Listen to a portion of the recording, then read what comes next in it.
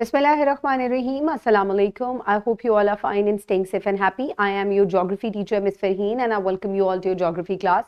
So dear students, जैसा कि आप जानते हैं कि हम क्लाइमेट के बारे में पढ़ रहे हैं और हमने अभी तक वो तमाम चीज़ें पढ़ ली कि वेदर और क्लाइमेट में क्या फ़र्क होता है। फिर इसी तरीके से हमने ये बात भी समझी कि क्लाइमेट वो क्या चीज़ें हैं जो क्लाइमेट को इफ़ेक्ट करती हैं। तो काफ़ी सारी चीज़ें जो हमने पढ़ी, जिनमें सबसे पहले जो चीज़ हमने डिस्कस की थी वो क्या थी? That was latitudes. हमने लैटिट्यूड्स के बारे में पढ़ा था कि लैटिट्यूड्स किस तरीके से अगर आप इक्वेटर पे हैं तो वार्मर क्लाइमेट होगा, इसी तरीके से अगर आप नॉर्थ और साउथ की तरफ यानी कि इक्वेटर से ऊपर या नीचे if you will move away तो टेम्परेचर क्या होगा? टेम्परेचर डिक्रीज होगा, राइट?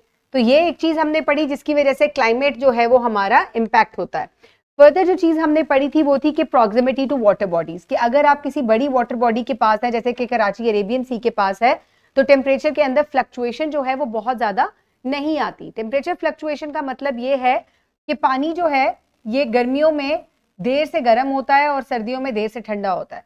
जबकि अगर कोई इलाका चारों तरफ से जमीन से घिरा हुआ है तो उसमें क्या होता है कि वो गर्मियों में गर्म भी जल्दी हो जाता है और सर्दियों में ठंडा भी जल्दी हो जाता है, जिसकी वजह से उसके टेम्परेचर में काफी ज्यादा जो है वो रद्दोबदल होता है। गर्मियों में बहुत ज्यादा हो जाता है, इसी तरह विंटर्स में ये काफी ज्यादा जो है वो ड्रॉप हो जाता है। लेट्स सपोज 4 डिग्री पे चला जाएगा, ठीक है? तो इस तरीके से कराची का टेम्परेचर जो है इसमें खास फर्क नहीं पड़ता, ना गर्मी में ना सर्दी में, क्योंकि एक बड़े पानी का जो जखीरा इसके पास मौजूद है वो देर से गर्म होता है और देर से ही ठंडा होता है। तो ये चीज हो गई प्रॉक्सिमिटी टू वाटर बॉडी, जो कि किसी भी जगह के क्लाइमेट को इंपैक्ट करती है। नेक्स्ट चीज जो हमने पढ़ी थी वो थी डायरेक्शन ऑफ विंड। अब हवाएं जो है ये बहुत ज्यादा क्लाइमेट को इफेक्ट करती हैं, ठीक है? अगर कहीं से गर्म हवा आएगी तो आपका इलाका गर्म हो जाएगा, किसी ठंडी जगह से हवाएं आ रही हैं तो क्या होगा कि आपका इलाका ठंडा हो जाएगा। तो हवाओं का बहुत ज्यादा अहम किरदार होता है। लेकिन सबसे पहले ये बात जाननी जरूरी होती है कि हवाएं चलती क्यों हैं। तो लास्ट लेसन में मैंने आपको ये बात बताई थी कि हवा इस तरीके से चलती है कि जब एक जगह गर्म हो जाए तो वहां से हवा हल्की होकर ऊपर उठती है और ये जगह पे क्या बन जाता है? कौन सा प्रेशर जोन बन जाता है? हाई प्रेशर या लो प्रेशर? आप लोगों के कैमरास क्यों ऑफ हो जाते हैं? मैं पूरे लेक्चर में तो ये बात कॉन्स्टेंटली नहीं कह सकती ना कि कैमरास ऑन रखें, कैमरास ऑन रखें। Keep your cameras on.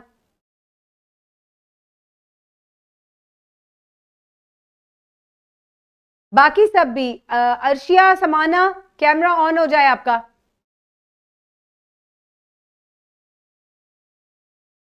Ji, mic unmute करके बताएं कि लो प्रेशर जोन क्रिएट होगा या हाई प्रेशर जोन क्रिएट होगा। एक जगह जहां से हवा ऊपर की तरफ उठी है तो यहां कौन सा जोन क्रिएट होगा? लो प्रेशर या हाई प्रेशर? जी क्या हो गया? Low pressure. Very good, low pressure zone create होगा। और जहां जाके हवा ऐड होती जा रही है वहां कौन सा प्रेशर जोन होगा? High pressure. Very good, high pressure. हमेशा हवा जो है वो हाई प्रेशर से लो प्रेशर की तरफ सिंक करती है, जिसकी वजह से क्या होता है, क्योंकि यहां हवा ठंडी हो जाती है, वापस से भारी हो जाती है और भारी होकर क्योंकि ऊपर हवा काफी कदरे तौर पे ठंडी होती है सतह की निस्बत, तो इस तरीके से विंड जो है वो क्या करती है? ब्लो होना शुरू हो जाती है। और इसी में मैंने फिर आपको फर्दर जो चीजें बताई थी उसमें मैंने आपको ये बताया था कि किस तरह हवा जो है वो मुख्तलिफ जगह से चलती है और आपके क्लाइमेट को इंपैक्ट करती है।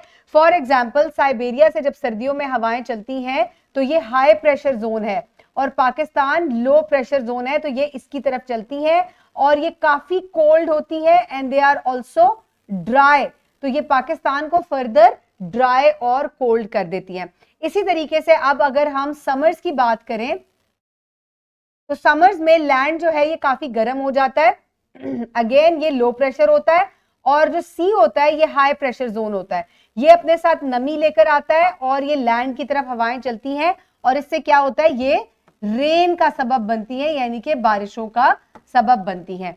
और इसी तरीके से हवाएं आपके वेदर पे, डे टू डे वेदर पे और आपके क्लाइमेट के ऊपर बहुत ज्यादा ओवरऑल इंपैक्ट करती है। जाहिर है जब आपका day to day weather winds की वजह से इंपैक्ट होगा तो हम जब उसको पूरे 30 साल तक रिकॉर्ड करेंगे तो आपके क्लाइमेट पे भी इंपैक्ट होगा। तो विंड्स का बहुत गहरा असर होता है क्लाइमेट के ऊपर। यहाँ ये जो पिक्चर दिखाई गई है इसके अंदर यही चीज दिखाई हुई है कि ये जो रेड एरोज हैं ये क्या है, ये समंदर इस टाइम हाई प्रेशर है, लैंड इस टाइम लो प्रेशर है। तो ये यहां से यहां चल रही है और अपने साथ क्या लेके आ रही है, ह्यूमिडिटी यानी कि नमी। इसी तरीके से जब लैंड से वाटर की तरफ हवा चलती है तो ये क्या होता है, ये हाई प्रेशर जोन होता है, और वाटर क्या होता है, this is low pressure zone, और इसकी वजह से यहां फर्दर आपके लैंड पे ड्राइनेस हो जाती है। ऐसा सर्दियों में होता है। तो ये एक सिंपल सी चीज है जो कि हमने विंड्स के बारे में पढ़ी। यहां तक सबको क्लियर हो गया? किसी का कोई क्वेश्चन हो? If not then show me a thumbs up. Okay, very good, thank you Renaissance school, thank you Jain. Okay, आज जो टॉपिक हमने डिस्कस करना है ये भी बहुत इंटरेस्टिंग है और ये है माउंटेन बैरियर्स। माउंटेन बैरियर्स हम कहते हैं बहुत बड़े बड़े पहाड़, ठीक है, बिग पीसेस ऑफ रॉक, जिनको यानी कि पहाड़ी की शक्ल में कहते हैं, ये रेंजेस होती हैं और ये क्या करती हैं कि ये आपके मौसम को कदरे तौर पर तब्दील कर देती हैं। एक तो हमने ये बात पढ़ी थी कि माउंटेन्स जो हैं ये एलिवेशन की वजह से क्लाइमेट को इम्पैक्ट करती हैं, लेकिन अब हम इनको एज अ बैरियर पढ़ रहे हैं। बैरियर यानी कि रुकावट के तौर पे, ठीक है। लेट्स सपोज मेरे पीछे एक बच्चा बैठा हुआ है, ठीक है, और पंखे से उसको हवा जा रही है, ठीक है, मैं अभी उसके सामने नहीं हूं, मैं साइड पे हटी हुई हूं, तो उसको हवा जा रही है, मैं क्या करूं, मैं उसके सामने आके खड़ी हो जाऊं, क्या उस बच्चे को हवा जाएगी? जाएगी? नहीं जाएगी, राइट, बिल्कुल नहीं जाएगी। तो मैं क्या कर रही हूं, मैं जी वेरी गुड, मैं एज ए बैरियर काम कर रही हूं। बैरियर यानी कि रुकावट, ठीक है, मैं बैरियर के तौर पे काम कर रही हूं।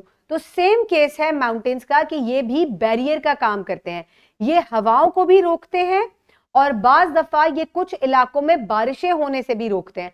कैसे रोकते हैं ये चीज हमने समझनी है और ये बहुत इंपॉर्टेंट है। अब आप ये देखें कि ये एक बड़ी सी माउंटेन रेंज है, राइट, ये क्या करेगी, ये एक ऑब्स्टिकल या बैरियर जिसको आप रुकावट कहते हैं,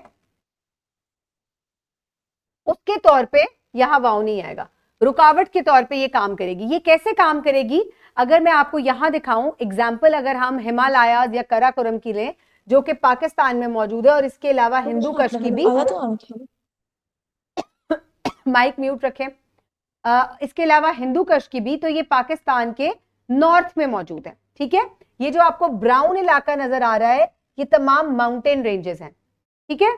अब मैंने आपको बताया था कि ऊपर साइबेरिया है और साइबेरिया से ठंडी हवाएं आती हैं जो कि पाकिस्तान के टेम्परेचर को सर्दियों में बहुत ज्यादा ड्रॉप कर देती है, क्योंकि पाकिस्तान क्या होता है, ये लो प्रेशर जोन होता है और साइबेरिया हाई प्रेशर जोन है, ठीक है। वहां से हवाएं आ रही है, ये ब्लैक एरोज आपकी हवाओं को शो करें। अब ये जो माउंटेन्स हैं ये क्या करती हैं, ये इतनी बुलंदो बाला है कि ये हवाओं को बहुत हद तक ब्लॉक कर देती हैं। अगर ये ब्लॉक ना करें तो सर्दियों में पाकिस्तान का टेम्परेचर माइनस में चला जाए और पाकिस्तान फ्रोजन कंडीशन में चला जाए, लेकिन ऐसा नहीं होता। आप पाकिस्तान के लो लाइंग एरियाज में यानी कि इस्लामाबाद, लाहौर वगैरह में देखें तो वहां temperature 4 degree 5 degree between 5 and 10 ही रहता है, विच इज क्वाइट लिवेबल और एक्सेप्टेबल है, माइनस में नहीं जाता। लेकिन अगर ये पहाड़ी इलाके ना होते और फिर आपके पास यहाँ पे हवाएं आती तो ये पूरा इलाका जम जाता, ठीक है। इसी तरीके से ये हवाएं जो साइड पर होकर आती हैं और अफगानिस्तान में पहुंचती हैं जब, तो वहां एक इलाका है जलालाबाद जो कि बिल्कुल इस्लामाबाद के ही लैटिट्यूड पे मौजूद है। लेकिन सर्दियों में आप इसका टेम्परेचर देखें तो 1 डिग्री एंड समटाइम्स माइनस में भी चला जाता है, क्योंकि वहां पर कोई खातिर खा बैरियर मौजूद नहीं है। अगर है भी तो वो हिमालयाज और कराकोरम से बहुत छोटी माउंटेन्स हैं जिनके ऊपर से हवाएं काफी हद तक जो है वो कहां एंटर हो जाती हैं, वो अफगानिस्तान में एंटर होती हैं और उसके टेम्परेचर को ड्राई और कोल्ड कर देती हैं। वेयर एज इस्लामाबाद जो है ये फुली प्रोटेक्टेड है बाय बिग माउंटेन रेंजेस, जिसकी वजह से यहाँ टेम्परेचर ड्रॉप नहीं होता, क्योंकि ठंडी हवाएं यहाँ कम एंटर होती हैं, उतनी ज्यादा एंटर नहीं हो पाती। तो माउंटेन बैरियर्स का ये काम तो आपको पता चल गया कि ये हवाओं को रोक सकती हैं, उनको उनकी बंदिश कर सकती हैं और टेम्परेचर के अंदर काफी फर्क पड़ सकता है। इसके अलावा माउंटेन बैरियर्स एक और काम भी करते हैं। क्या होता है, मैंने आपको बताया कि गर्मियों में, समर्स की बात हम करें, समर्स में हवाएं कहां से कहां चलती हैं? जी जल्दी से बताएं। गर्मियों में हवा किस तरफ चलती है? समंदर से जमीन की तरफ या जमीन से समंदर की तरफ? समंदर से जमीन की तरफ। Very good, very good. तो क्या हुआ, ये एरो भी आपको यहां नजर आ रहा समंदर है? से जमीन की तरफ। जी गुड। तो क्या हो रहा है कि यहाँ आपको एरो भी नजर आ रहा है कि गर्मियों में हवाएं जो हैं वो अरेबियन सी से जब लैंड की तरफ चलती हैं तो ये अपने अंदर बहुत सारी नमी लेकर आई हुई होती हैं। तो कुछ बारिशें जो होती हैं वो यहाँ प्लेन्स पे बरस जाती हैं, बाकी बारिशें जब आती हैं तो ये माउंटेन्स के साथ टकराती हैं और हवा ऊपर की तरफ उठती है और यहाँ ये स्नोफॉल का भी बाइस बनती है, बारिशों का बाइस भी बनती है।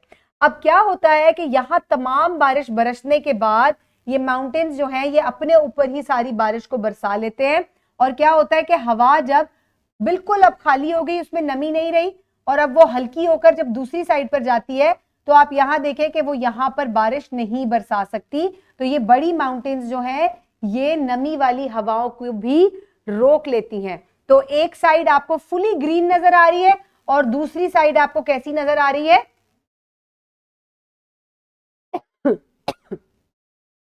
Rocky, brown, treeless. ठीक है, तो हम इसको क्या कहते हैं? इसको हम रेन शेडो का इलाका कहते हैं। तो ये क्या करती है mountains? They also trap the moisture जो कि साउथ की तरफ से पाकिस्तान में आ रहा है। मैं यहां आपको पीछे मैप से अगर दिखाऊं तो यहां से आप देखें कि गर्मियों में हवाएं जब यहां आती हैं तो ये पूरा ये यहां तक ट्रेवल करके जाती हैं।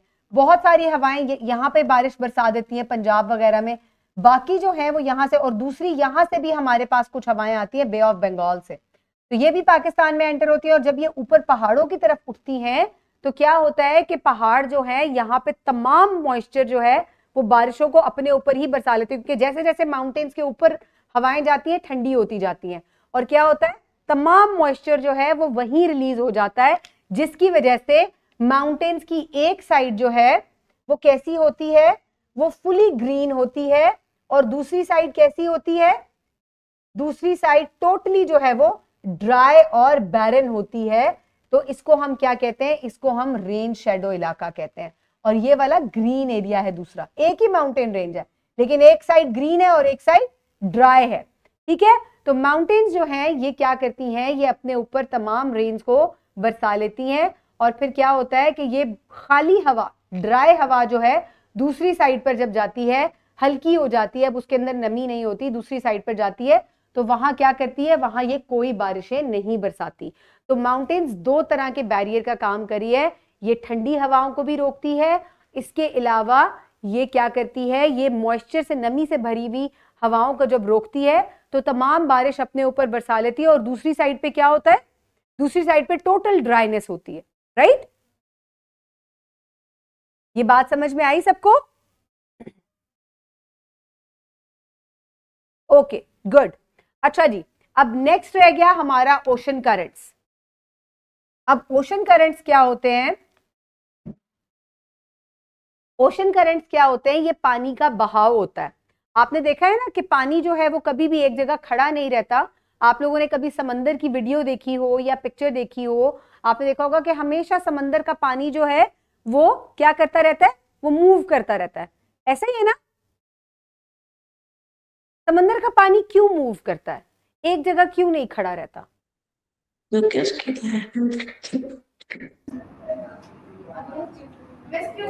मछलियां आती हैं, जब वो मूवमेंट होती है तो समंदर का पानी नहीं, लेकिन मूव करता क्यों है पानी? जैसे मैंने आपको बताया था कि हवा कैसे चलती है, तो हवा टेम्परेचर डिफरेंस की वजह से चलती है। अब पानी क्यों मूव करता है? वेट की वजह से। जी टेम्परेचर की वजह से। बिल्कुल, पानी भी टेम्परेचर डिफरेंस की वजह से मूव करता है और पानी सिर्फ एक तरह से नहीं, दो तरह से मूव करता है, बल्कि तीन तरह से मूव करता है। आज मैं आपको सिर्फ दो तरीके पढ़ाऊंगी कि पानी दो तरीके से कैसे मूव करता है, तीसरा तरीका हम फिर कभी पढ़ेंगे। ठीक है, वो आपकी 8th की ज्योग्राफी में भी है, जब हम उसको पढ़ेंगे तो दोबारा एक दफा डिस्कस कर लेंगे। अब मैंने आपको ये बात बताई थी कि पूरा जो हमारा अर्थ है ये क्या होता है? ये एक तरह से हीटअप नहीं होता। ये कैसे हीटअप होता है? कहीं से ज्यादा वार्म है, फॉर एग्जाम्पल इक्वेटर के एरियाज में, इक्वेटर के इक्वेटर के एरियाज में ये ज्यादा वार्म होता है। ये जो इक्वेटोरियल रीजन है ये ज्यादा वार्म होता है एज कंपेयर टू पोल्स, जिसकी वजह से क्या होता है कि यहां पर जितना भी पानी होगा या हवाएं होंगी वो ज्यादा गर्म हो जाएंगी। तो ये तो जगह बॉइलिंग हॉट होनी चाहिए और ये जगह फ्रोजन कोल्ड होनी चाहिए, लेकिन ऐसा नहीं होता। इक्वेटर पे फॉरेस्ट भी मौजूद है और इक्वेटर पे जो ट्रॉपिकल वेदर है वहां बहुत सारे लोग जो है वहां रहना पसंद करते हैं। तो ये टेम्परेचर जो है किस तरीके से मेंटेन होता है, ये हवा की मूवमेंट से और पानी के मूवमेंट से ये टेम्परेचर जो है ये एक जो है इसको आप कह सकते हैं कि ये मोतदल रहता है या आप ये कह सकते हैं मॉडरेट रहता है। वरना क्या हो कि इक्वेटर जो है ये उबल रहा हो, लेकिन ऐसा नहीं होता। क्यों नहीं होता? क्योंकि यहां जो मौजूद पानी है ये मूव करता है टेम्परेचर डिफरेंस की वजह से और विंड की वजह से। अब मैं आपको एक बात बताती हूँ, इसको एस्केप करके एक एम्प्टी स्लाइड ऐड कर दें।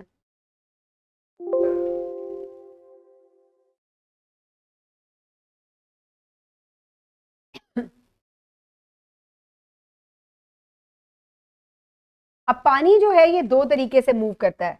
लेट्स सपोज ये सी है, राइट?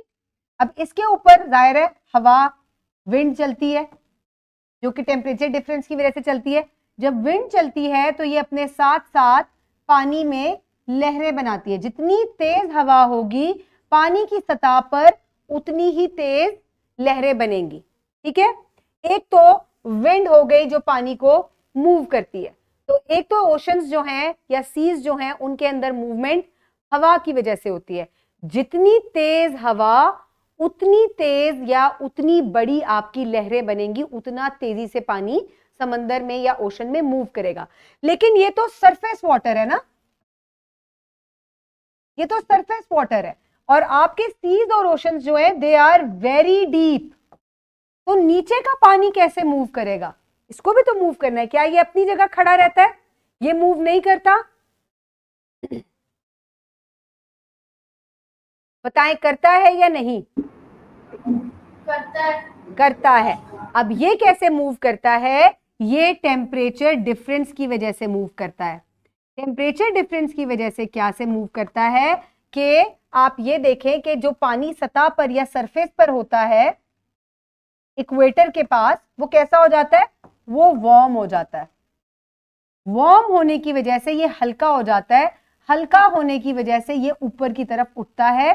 ठीक है, ऊपर की तरफ, यानी कि पानी ऊपर की तरफ इक्वेटर से पोल्स की तरफ मूव करना शुरू कर देता है।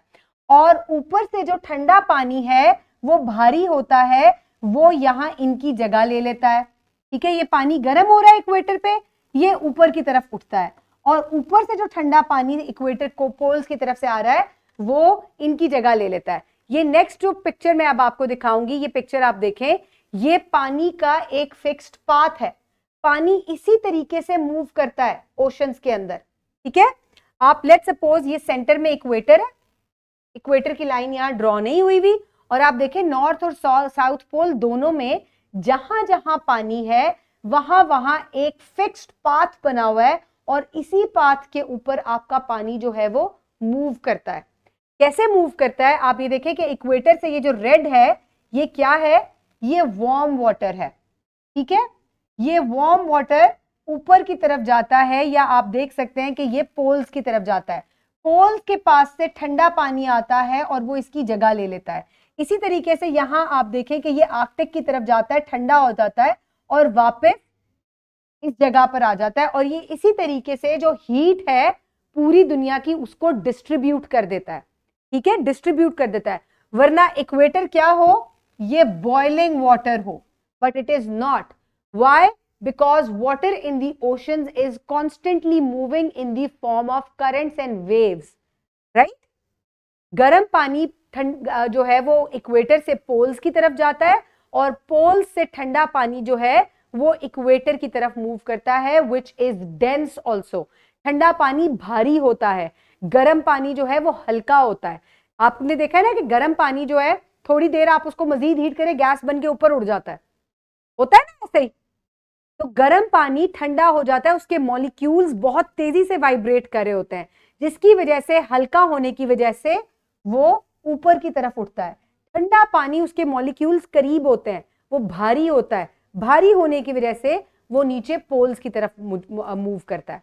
तो ये देखें कि विंड्स और जो ओशन करंट्स हैं, इनकी मूवमेंट टेम्परेचर डिफरेंस की वजह से होती है। क्यों? क्योंकि अल्लाह ताला ने ये कानून बनाया है कि आपका अर्थ जो है, इसके ऊपर एक जैसी हीटिंग नहीं हो रही। कुछ इलाके ज्यादा गर्म हैं, कुछ इलाके ठंडे हैं, और इसी तरीके से हवा और पानी जो है ये मूव होकर तमाम जो हीट है उसको मुख्तलिफ इलाकों में डिस्ट्रीब्यूट कर देता है।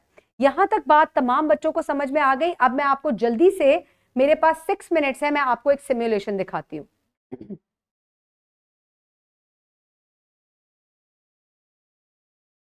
ओके, ये देखिए जो मैप मैंने आपको अभी दिखाया था, ये बिल्कुल वैसा ही मैप है ना। आपको एरोज नजर आ रहे हैं। ये क्या है कि ये रेड कलर के एरोज जो है ये इक्वेटर के पास है और ये वार्म वाटर है। और आप देखें कि वार्म वाटर ऊपर की तरफ जा रहा है, हमेशा ऊपर की तरफ, और ठंडा पानी जो है, जो ब्लू है, ये नीचे की तरफ आता है, ये इक्वेटर की तरफ सिंक डाउन करता है और फिर आके गर्म पानी की जगह ले लेता है। इसी को अगर हम देखें तो ये पानी आपको इस तरह से चलता हुआ नजर आ रहा है। इक्वेटर से पानी ऊपर की जानिब जा रहा है और इसको हम, ये जो पानी का पाथ है, इसको हम कन्वायर बेल्ट कहते हैं। क्या कहते हैं? कन्वायर बेल्ट कहते हैं, राइट। ये जो एक पूरी बेल्ट है जिसमें गर्म और ठंडा पानी मूव कर रहा है, एक दूसरे के साथ मिक्सअप होता है, हीट को ट्रांसफर करता है, इसको हम कन्वायर बेल्ट कहते हैं। और ये जो मूवमेंट ऑफ वाटर है ये ओशन करंट्स है। तो हीट जो है दुनिया में दो तरीके से डिस्ट्रीब्यूट हो रही है, एक हवा से और एक पानी से, और दोनों ही टेम्परेचर डिफरेंस की वजह से मूव करते हैं, पानी भी और हवा भी। ये बात याद रहेगी आप लोगों को? गुड। ये देखें, ये मॉडल है जिसमें पानी जो है वो मूव कर रहा है, आपको डीप ओशन करंट्स जो हैं वो नजर आ रहे हैं। मजीद अगर आप इनको जाके देखें तो अंदरूनी हिस्से में पानी इस तरीके से मूव करता है, ऊपर गर्म पानी होता है, नीचे ठंडा पानी होता है, ये एक दूसरे की जगह लेकर तब्दील होते रहते हैं, और इसी तरीके से ये ओशन करंट्स मूव करते हैं और अल्टीमेटली एक कन्वायर बेल्ट बना देते हैं। सबको ये बात समझ में आ गई? आज हमने क्या चीज पढ़ी? आज हमने तमाम फैक्टर्स जो क्लाइमेट को इफेक्ट करते हैं वो पढ़े। तमाम बच्चे अपना माइक अनम्यूट कर लें और साथ साथ मुझे बताइएगा कि हमने कितने फैक्टर्स पढ़े हैं। एक फैक्टर रेनेसेंस स्कूल से शुरू होगा। जी, सबसे पहला कौन सा फैक्टर है जो कि क्लाइमेट को इफेक्ट करता है? Renaissance school. Very good. जी जैन, नेक्स्ट। प्रेसिपिटेशन। नहीं नहीं बेटा, प्रेसिपिटेशन तो वेदर का एलिमेंट है ना।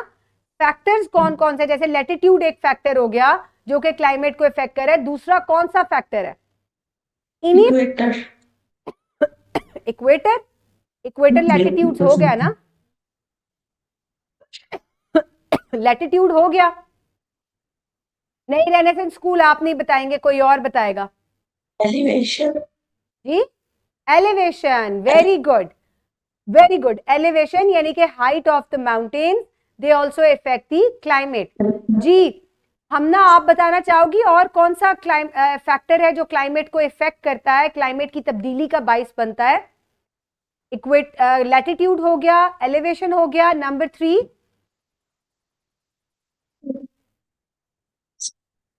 नंबर 3।